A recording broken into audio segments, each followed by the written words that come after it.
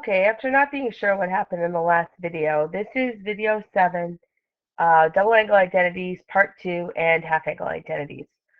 So after the video cut off, I tried to do a few things with these two formulas and struggling with the pen and my new device. And so as I work through them, I'm going to talk you through them.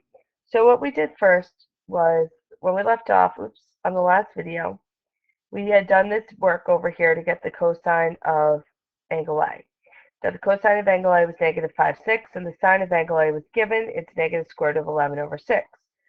We also had covered these two formulas for the one formula for sine of the double angle, which is sine of 2a. That's equal to 2 sine A cosine A.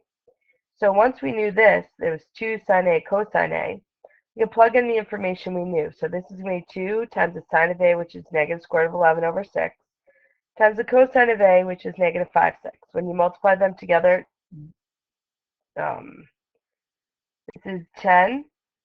So 2 times the negative 1 times the negative 5 gives us 10, square roots of 11, and 6 times 6 on the bottom gives us 36. When I simplify, this should be 5 square roots of 11 over 18. Over here for the cosine of the double angle, again, you could choose from any one of these three formulas. I chose from the top one since I knew both of these. Cosine squared A minus sine squared A. Cosine is negative 5, 6. I put it in parentheses and squared it. Minus the sine, which is negative square root of 11 over 6. Squared that and got 25 over 36 minus 11 over 36. And then I simplified my fraction after I subtracted. Now, the rest of these ideas are a little more directly from the formulas. Whenever you are looking at a formula that looks like this, you have 2 in front of it. You know that you probably should take a look at the double angles because it's got a 2 in it. That's the big hint. You notice that these two angles are exactly the same, and you go sine and cosine.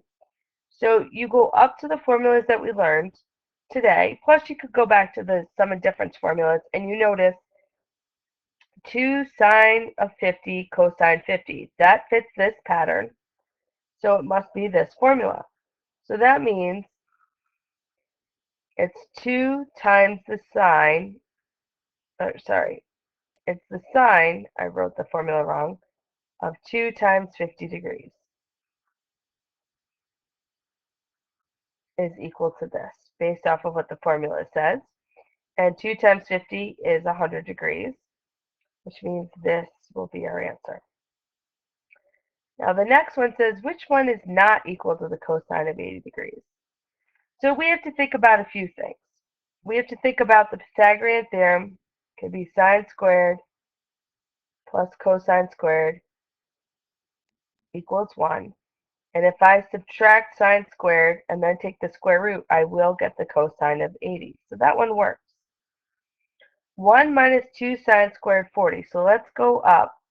It's got a 40 in it, and it's got a sine in it. So 1 minus 2 sine squared of 40, that looks like this one. 1 minus 2 sine squared of 40. If 40 goes in here, this would be cosine 80. So that one works. 2 cosine squared of 160 minus 1. That means I'm going to double. This is going to be 2a right here. This piece would have to be 2 times our a, 2 times 80. So is there any formula that has 2 cosine squared with a 2a? And the closest I come is 2 cosine squared with 1a, not 2a. So it doesn't look like it's going to be it won't be equal. The other one is cosine squared 40 minus sine squared 40. If we go back up, that's the cosine of, if our angles here are 40 and 40, this will give me the cosine of 80. So that would make this one work also. So our losing formula is formula number 3. Now, if we're looking at this, cosine alpha 0.28, then cosine of 2 alpha is closest to what?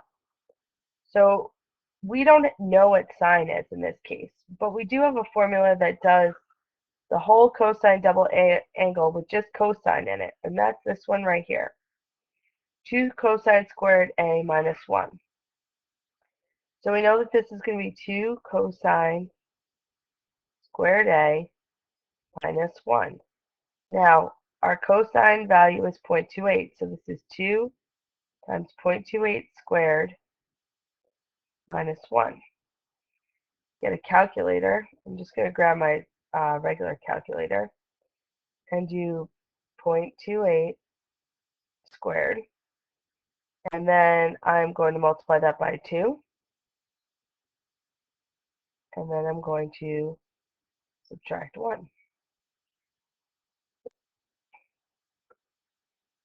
And I get 0.84, and that is this choice right here. It looks like my pen has stopped working since I switched programs. I'm going to pause the video and try to get this fixed. Okay, I think I got the pen working. I was able to circle number 4. So now we have the cosine of 130 degrees is equal to 1. So we have to think about the fact that we know that we're going to be dealing with either a half angle or a double angle. So let's assume that this angle has been doubled. Oh, the pen has stopped working again. This is not good. All right, let me try. I don't even think it works when I try to click on the computer. All right, let's see how we make out this time. So if we assume that this is going to be doubled and this isn't working. Okay, I'm going to go back to trying the other way. So we see that this is cosine of 130 degrees. So that means one of the things we can assume is that this angle has been doubled. So we can assume that we're looking for the cosine excuse me, of 2 times 65. And if that's the case, then we can apply that idea to one of our formulas. So if we're doing cosine of 2 times 65, we can again choose this formula, 2 cosine squared A minus 1.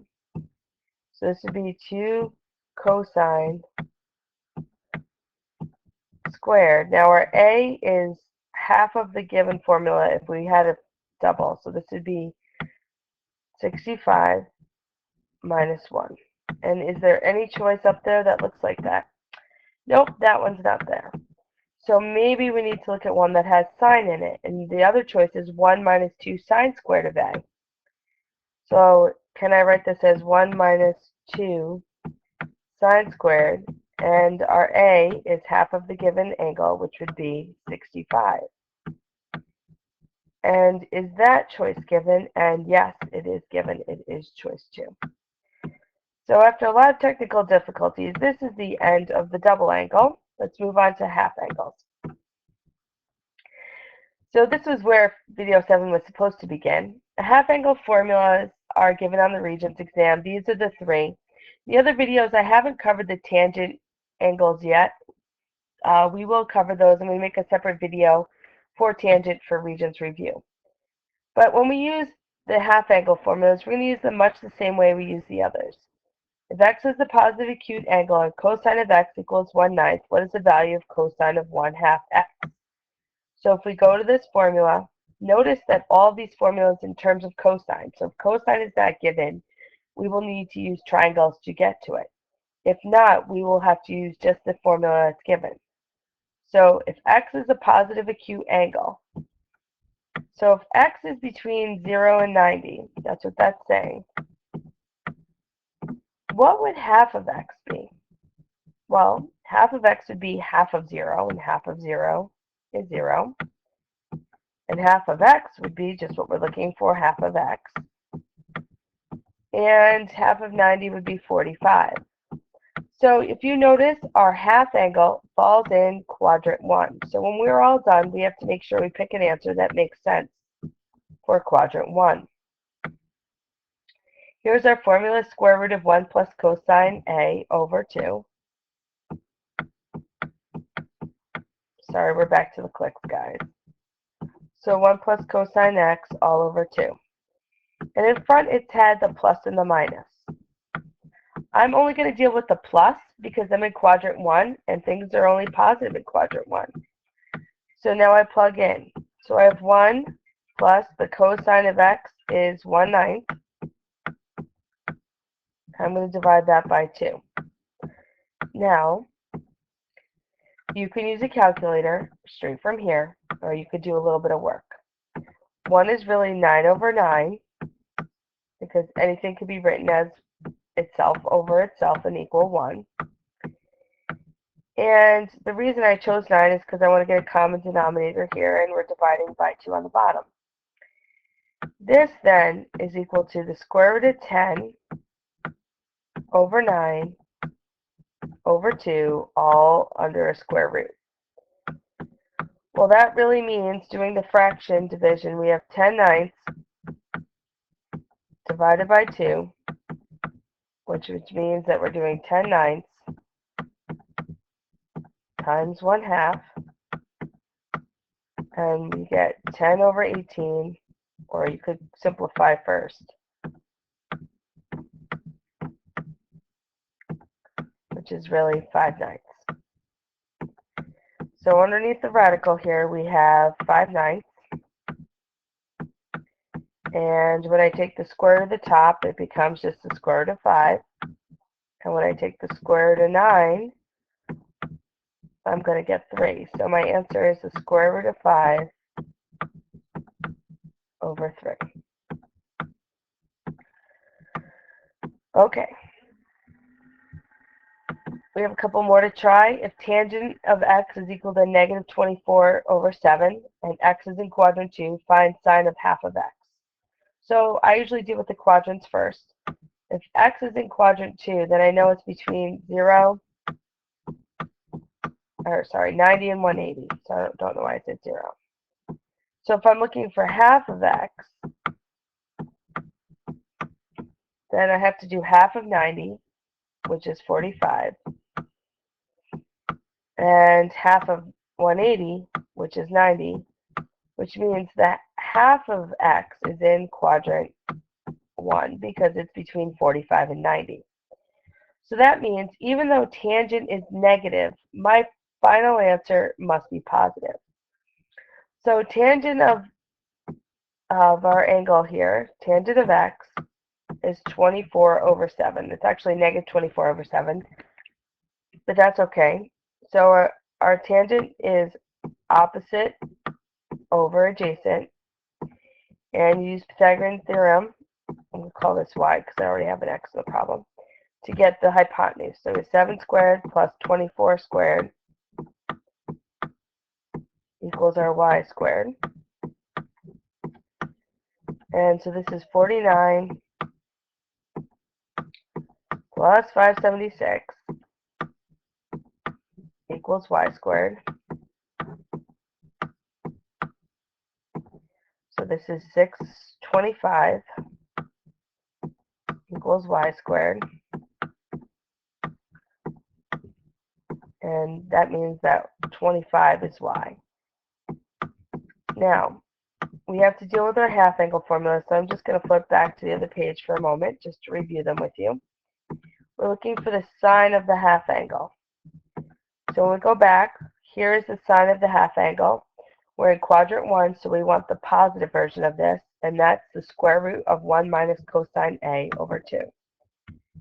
So that means we're looking for the square root of 1 minus cosine of A, or cosine x in our case, over 2. Cosine of x is going to be adjacent over hypotenuse, which means it is 7 over 25.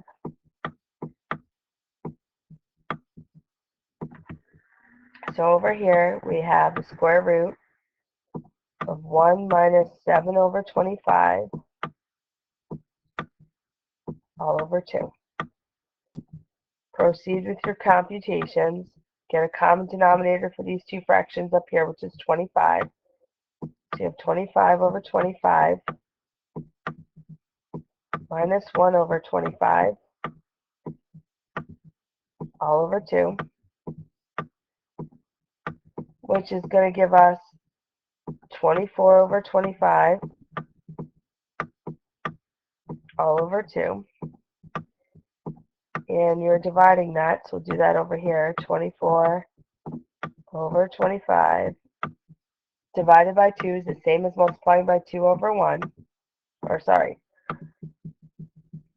dividing by 2 is the same as multiplying by 1/2. And so we end up with 24 over 50, or just 12 over 25, which is what I'm going to put over here. So this is going to equal the square root of 12 over 25. And we have to simplify that. Square root of 12 is the square root of 4 times the square root of 3. And this is the square root of 25 is just 5. Square root of 4 is 2. Square root of 3 remains, all over 5. So sine of 1/2 of x is 2 square roots of 3 over 5. Here's one more for you to try. Pause the video and I will go over it when you've worked it.